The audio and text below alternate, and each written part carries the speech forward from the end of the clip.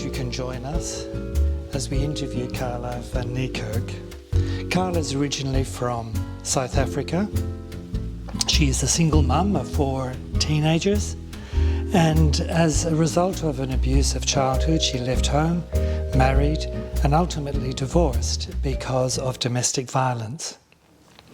Carla enjoys acting and modelling, and her favourite relaxation is belly dancing. Welcome, Carla. It's great to have you here. Thanks. So you experienced domestic violence in your marriage that led to you divorcing. I was wondering if you can just talk to us about some of the challenges that you experienced leaving your marriage, and then also how you overcame those challenges. So I would say one of the biggest challenges for me was that I did not even recognize that I was in a domestic violence situation. As a result, without having that knowledge at the forefront, you're not going to be looking for the proper support. So it wasn't until it was presented to me by the domestic violence unit, what they call the power and control wheel, and it was actually showed to me, okay, can you answer these questions?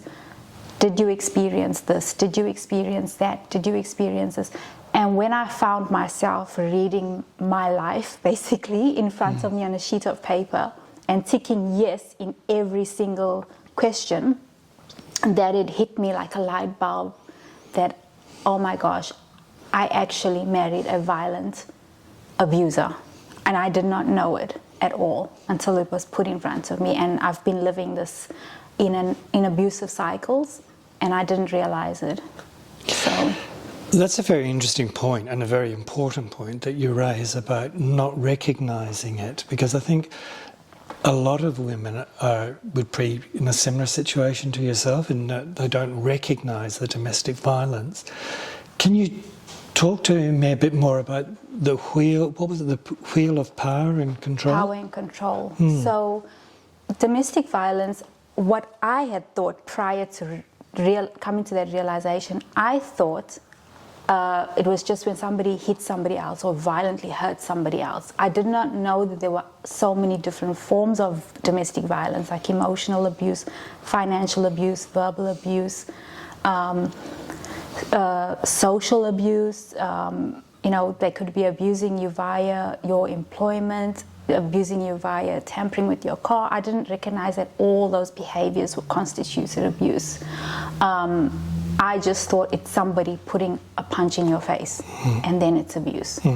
So I think the power and control wheel sort of broke that down and into different sections, and then specified examples of what that abuse looked like.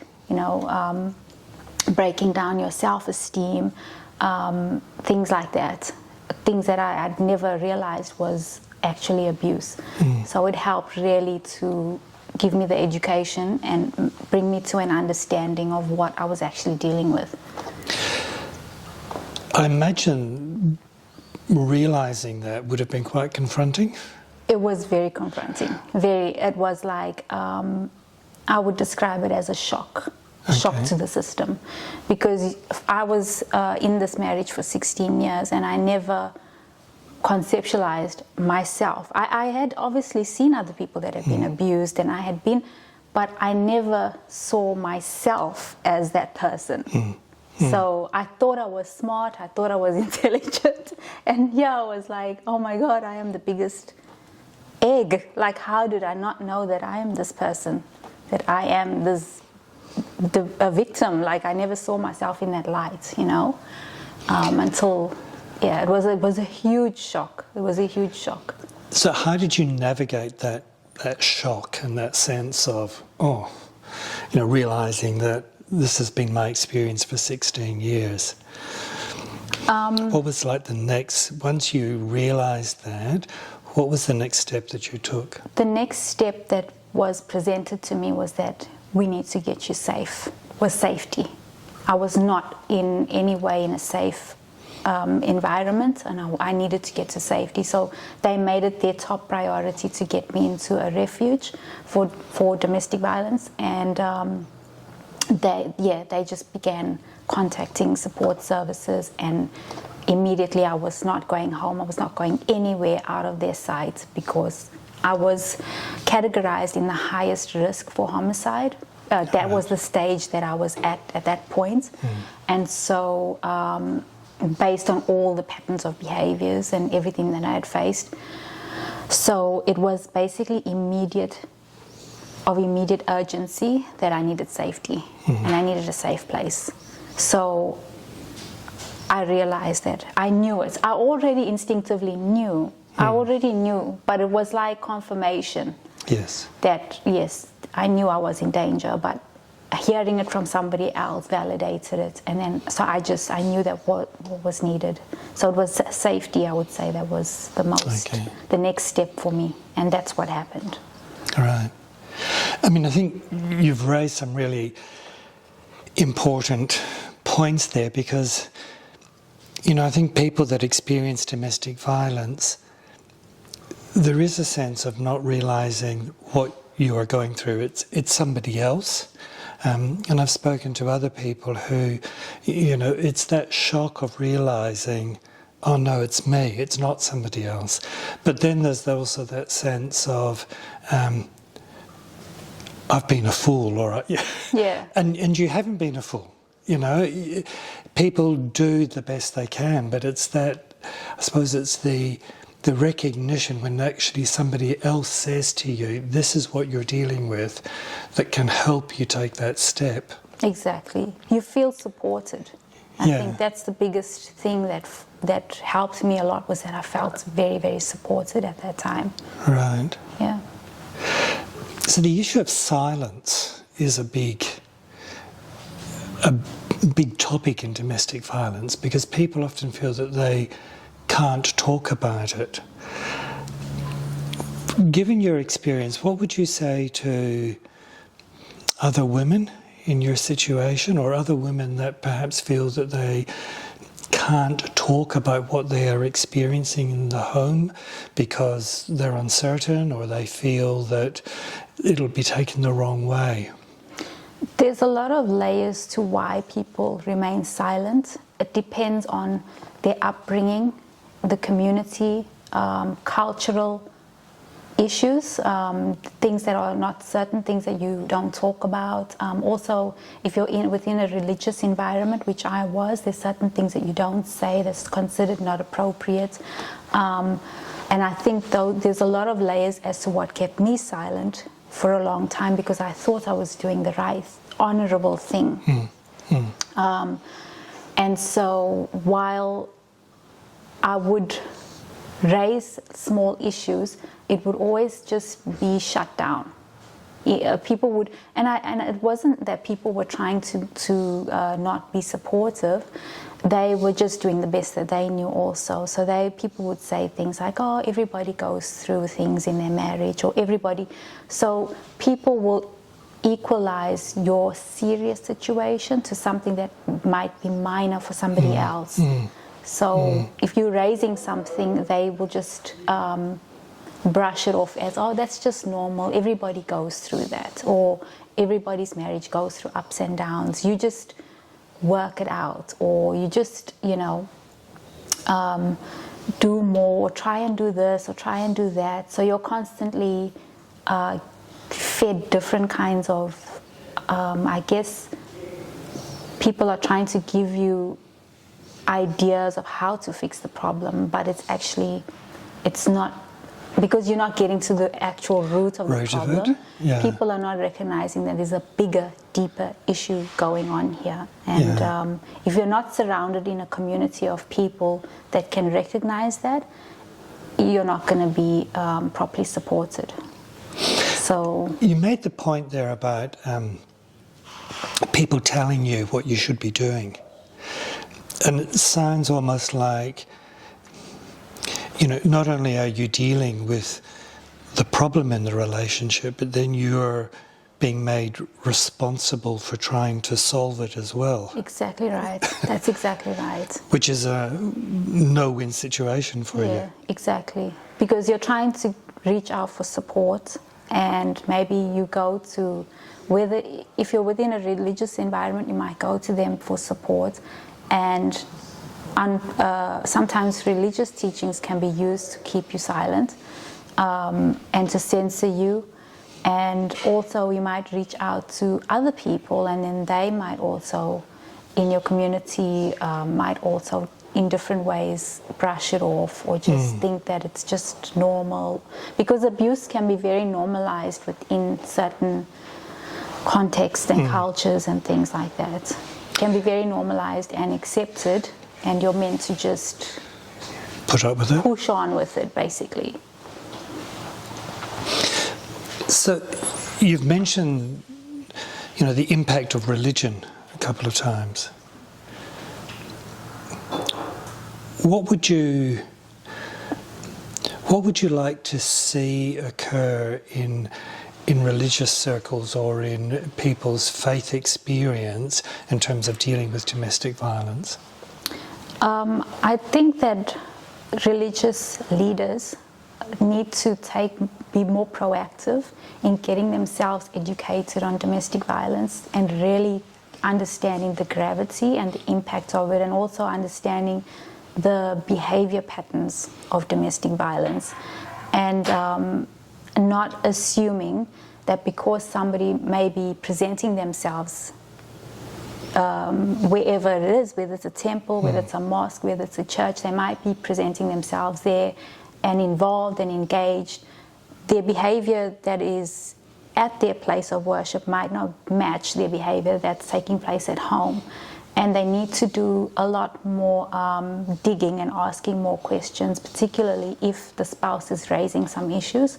Yeah. Maybe take a bit more time to ask more questions and dig further, and access resources, because there are a lot of resources around, whether it's with social workers, whether it's actually with people that work in domestic violence, even the police, anybody that works dealing with people that are being exposed to domestic violence, and get these resources and get it into your place of worship and get people educated on it so that it can be weeded out.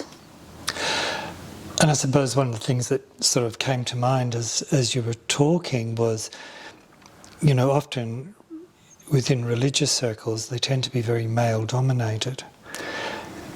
Yeah. And it's the importance of the role of women in religious circles to support other women. I mean, when we talked earlier about creating safe spaces, and I suppose having women more involved in religious the mosque or the church or the temple would help create those safe places where women may be more willing to talk about what's happening to them. Yeah, absolutely. I think, like you said, it is male-dominated. And as a result of that, what happens is good men, who are usually sometimes involved in leadership within their religious organizations, they may not be abusive, but however, they might equalize their behavior with another man, and feel like, well, we're all men, we're all the head of our family, we're all working, we're all trying to do what a man's got to do, But it is up to the men to talk amongst themselves and really find out how other men are thinking, because every man is not processing things in the same way, and every man is not running his home in the same way. And so it is up to the good men to weed out the bad men and their bad behaviors and find out, because like you said, it is a problem of male domination, and sometimes they will minimize your voice because for myself, I did approach, male leadership, and I was told, at times to go and love my husband more and go and do this. So it was really, the onus was on me to really do more and be more loving and be more this and that. And so there is a deeper issue there But like I said, the conversation, they have to be willing to really look at their behaviors and look at how they are, really how they are understanding this and how it's impacting women and children. And really, it's going to affect society at large, because we're the ones raising the children that are going out. And we all want, if we all say we want the best, then we have to all do the best. Yes, that's right. That's true. And it's that whole issue that, often love is seen as being good or being subservient, but love is really about equality. Exactly. And often I think the message that many women get is go and be loving. In other words, go and be subservient. When in actual fact, the message needs to be you are equal, and love needs to be an equality. You need to be treated like, you need to be treated with human dignity. You need to be treated with the same respect that we all stand for. And it shouldn't only happen in public spaces. It should be happening in the home. It should be happening in private. And that's, I think a lot of people shy away from family issues because it's still very taboo talking about, people see it as, well, it's your family issue and we wish you the best type of thing. Yeah. Which isn't helpful. We don't want to involve ourselves, but get involved, because it is the family unit that makes up a society. Yeah, so if there's a problem within the family unit, you should be interfering. Very much so. You know what I mean? Very much so. We've spoken about sort of domestic violence and silence that can occur. Another area is in terms of mental health, that there can be a lot of silence and shame about mental health. Yeah. What would you say to women that are struggling with a sense of, I don't feel well mentally, but I can't talk about it?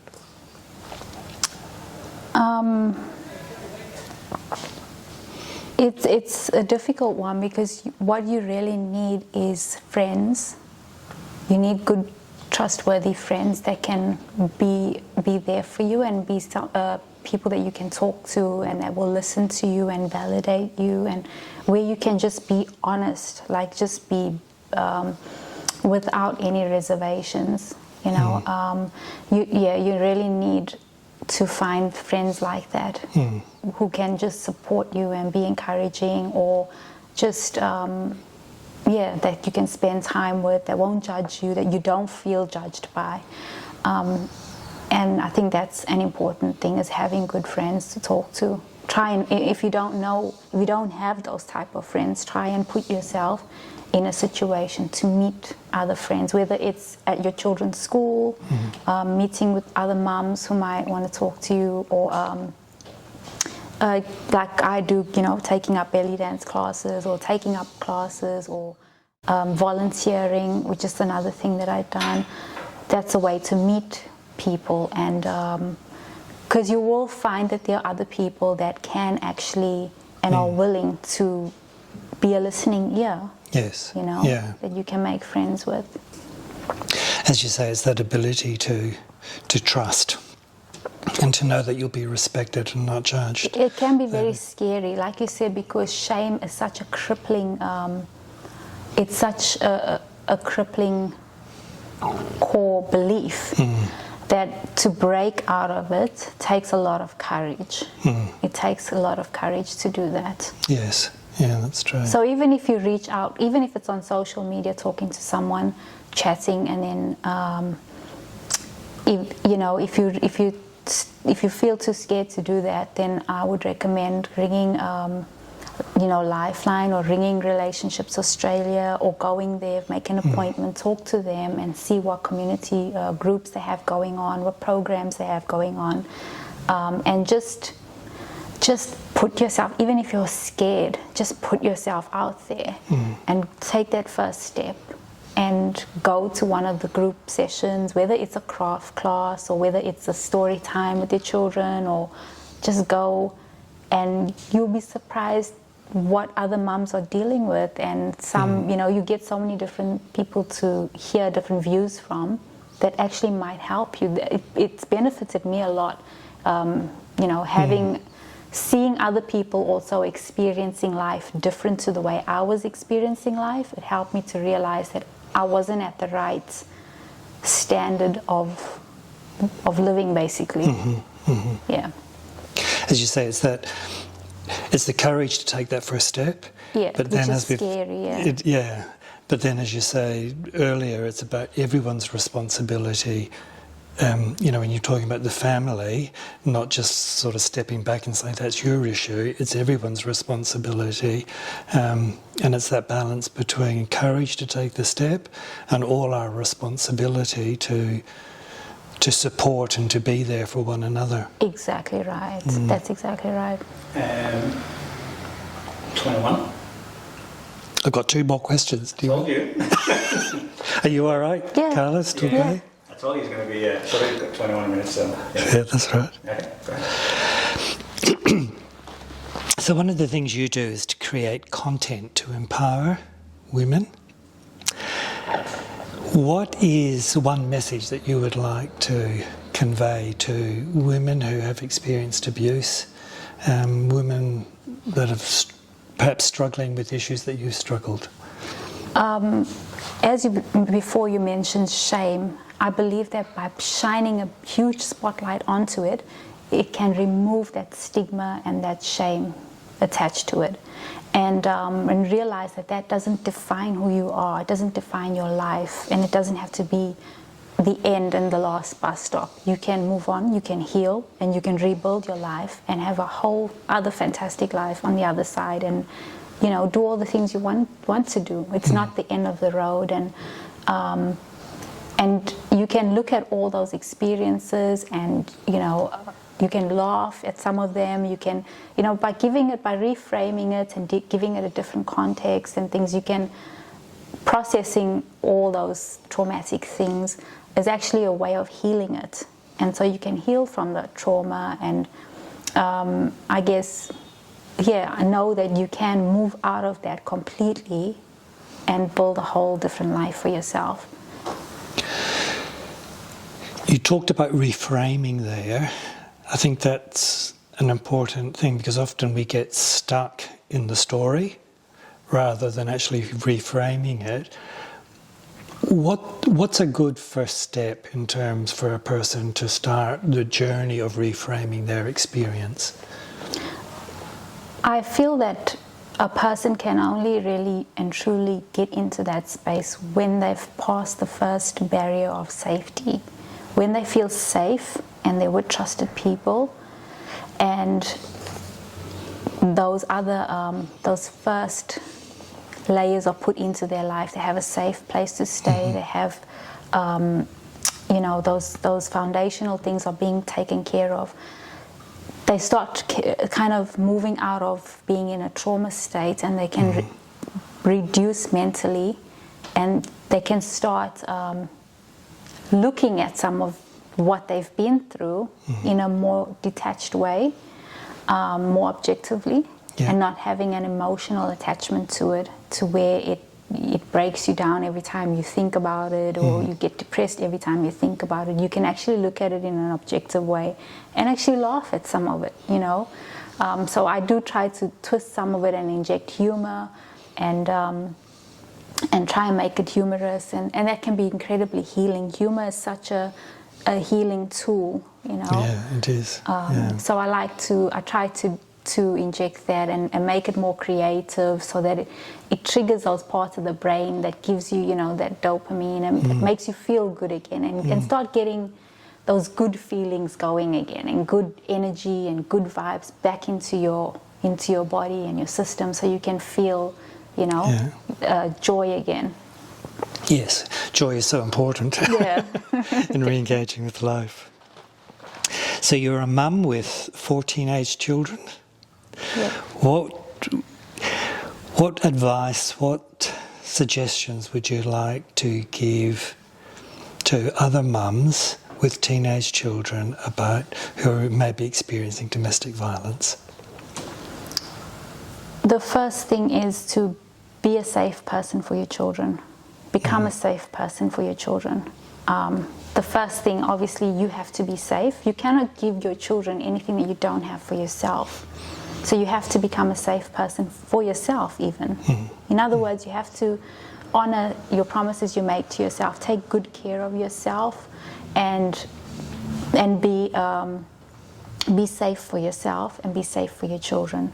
Okay, so you have to work on healing yourself and then work on regulating your own emotions. If your children come to you, which they will, with huge emotions, and they're also trying to process everything that's going on, you have to be available and be able to embrace all of that. So your children need to be able to trust you. And so if you want them to trust you, you have to become a safe person for them, which means you have to be able to not be triggered by them. And you can't be reactive towards them. And they may show some behaviors, they might do some things. You have to just walk them through everything and find support for them as well, because you might not be the only resource for them. You might have to reach out to, whether it's Headspace or other resources, to get support for them. Thank you. Thank you for sharing your experiences, Carla. No worries. We've certainly covered quite a bit of ground there, and you've raised many points that we could spend a lot longer expanding and going in deeper. But thank you so much. It's my pleasure. Really appreciate it. Thank you. Thanks, David.